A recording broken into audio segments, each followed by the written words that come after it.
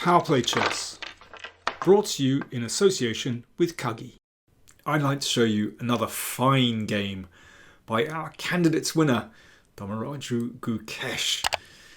This was played in 2022, July 2022, when he was just 16, an old man, and played in Spain, tournament in Spain, so he's playing black. And his opponent, Alex Garrido, I assume is an IM. He's rated 2436.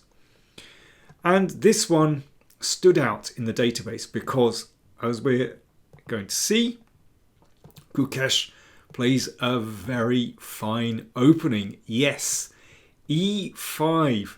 Gukesh is clearly a man of exceptional taste and judgment because he plays the Kalashnikov.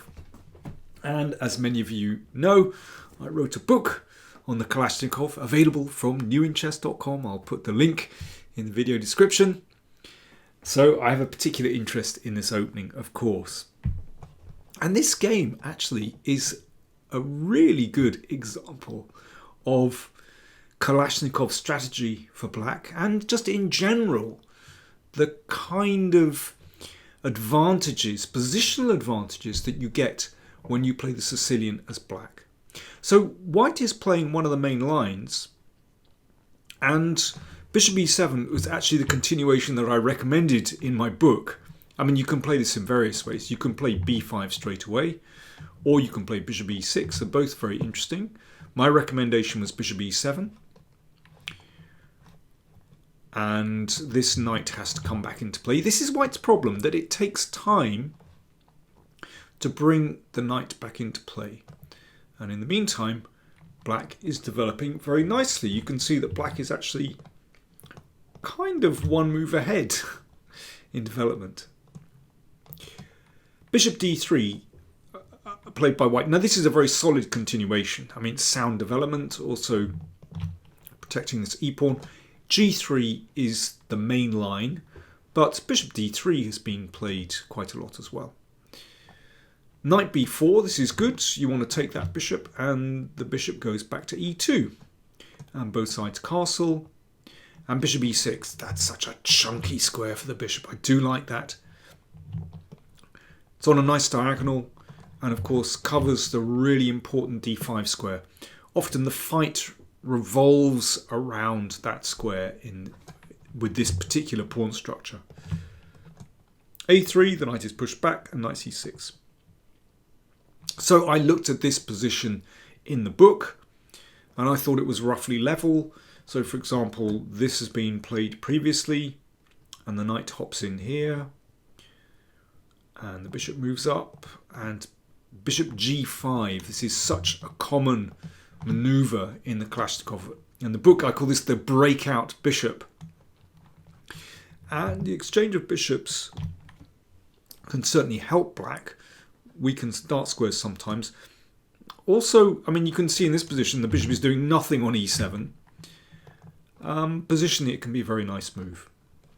Okay, so that's the main line, but instead of that, bishop d3 played in this game.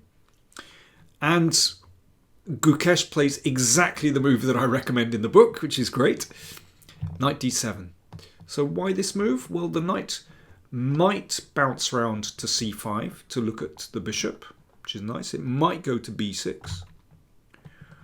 But importantly, it also makes room for the bishop to come out to this important g5 square. So it's just climbing out through the window, basically. And on g5, yeah, the breakout bishop looks good. White played b4 to prevent knight c5. I understand that, but actually it does create potentially some weaknesses. Bishop g5, all as advertised, and knight d5.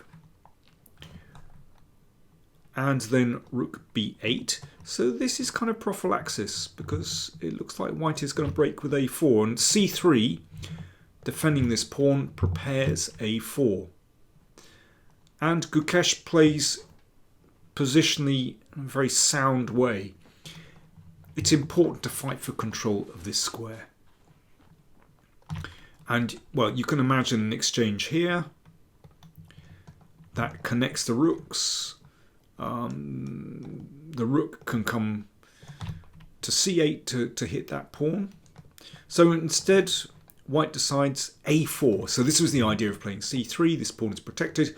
White wants to hit out here and get some play for the rook. Fair enough.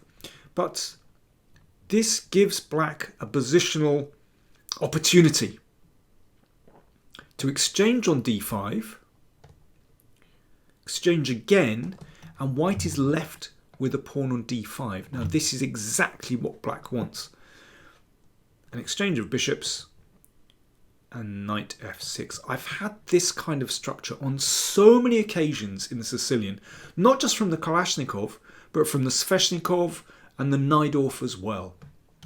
So black has these 5 pawns on the king side and 2 on the queen side, and white has a pawn on d5, these pawns here, and just 3 pawns on the king side. Now that's significant. So black has this very pleasant 4-3 kingside majority. And very often this can develop into a steamroller.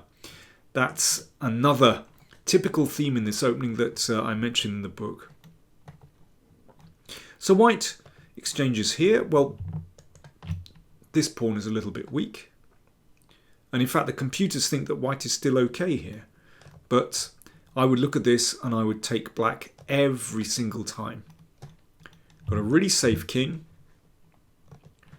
and very nice pieces. Rook a5. Okay, a little bit of pressure here, no problem. A lot of pressure here. Bishop f1, bishop drops back. This pawn is protected. Oh yeah, incidentally, black would not want to take this pawn. A discovered attack. And once a piece takes control over d5, that's a different story. Then I slightly prefer white. But black does not need to take that pawn, not until one is absolutely ready. And this move I really like. There's no need to rush things. Put the king on g7. Everything is beautifully protected. Lovely pawn majority. What is white doing? There's no need to rush. h3, and that's an indication that white has run out of ideas. But for black, these moves are easy. It's time to get this lovely pawn majority rolling. And once that pawn hits h4, then it cramps white's king. Now that might not look significant at the moment, but if black were ever to break through, then the king is in big trouble. Watch out what happens. Watch out. Queen d3.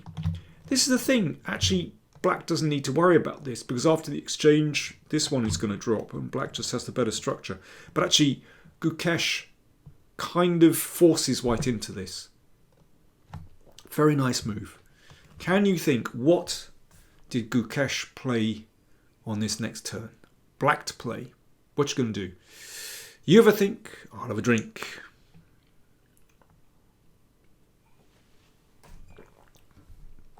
Queen f5. Very simple. He's not worried about the double pawns, as we'll see. Those pawns are rolling. But the simple threat to exchange here and grab this pawn. And the queen can't... Well, it's difficult to avoid queen exchange. This one might be hanging. Or if the queen comes here, you know, you can imagine the queen shooting down there. So really white has to exchange. And there's a lot of nonsense talked about double pawns. I mean, these pawns are tremendous. They are going to roll. It's a classic Kalashnikov steamroller. So this pawn was taken and this pawn was taken. So this is kind of what I was alluding to earlier, that this exchange of b pawn for c pawn actually leaves black in a really good position. These pawns are split. The rook is really active, and black has this wonderful pawn majority on the king side. Compared to the two kings, that's really important. Black's king, very free, can step up behind the pawns and support the pawns. White's king, really cramped. In fact, as we're going to see, very cramped. Rook b3, beautiful active rook. And rook b2. In fact, black could simply start pushing these pawns. That's the best. But Gukesh sees something else. First of all, h4. Now, that's a beautiful cramping move. The king is in massive trouble now. So there's going to be a threat, probably to play knight e4 to attack this one. Okay, let's see. Bishop d3. f4 played. Bishop c4. This is fatal.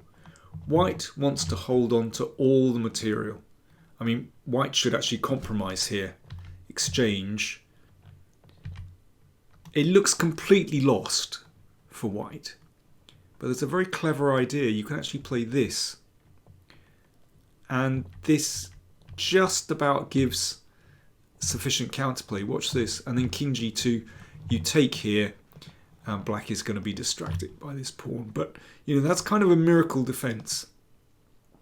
I imagine that white was in time pressure here as well. So bishop c4 played.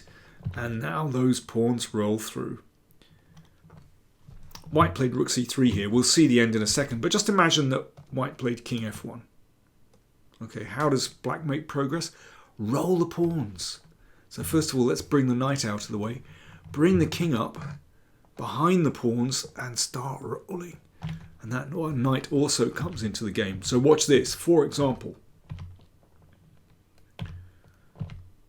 well, you can see this is just crushing. I mean, this one could be taken at any moment, or after this, here, go around, attack this one. I mean, it's just a wonderful position for black. Okay, so instead, rook c3 played, and there was a check. Okay, black's play and win. It's more than one way. But this is really nice. After this move, white resigned. Why did he resign? Well, let's have a quick look. So what if white waits? Well, in this case, we play e3. And when that's taken, knight g3. Thank you very much. Rook h1 mate. It's interesting. Very often with this steamroller,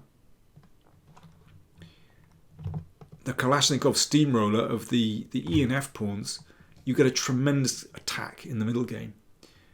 But very often you also get an attack in the end game. Just like here. This is so typical of this opening. So, great to see Gukesh playing the Kalashnikov. And remember, if you're interested, the book is available from New in Chess, and you can get the Kalashnikov course from Chessable as well. Thanks for watching.